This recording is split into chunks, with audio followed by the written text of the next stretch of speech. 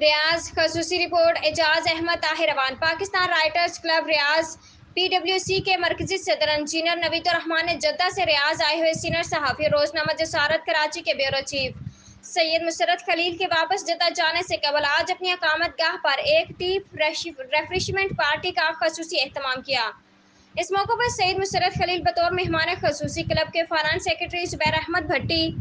ولید Ejaz Awan PNP news channel کے managing director MD Zubair Khan Baloch, Ejaz Ahmed Tahir Awan PNP bureau chief club کے صدر نوید الرحمان، سید اطہر معین، like حسین اور ماجد معیز نے شرکت کی۔ اس خصوصی نشست کے مہمان خصوصی جدہ سعودی عرب کے سینئر صحافی سید مسرت خلیل تھے۔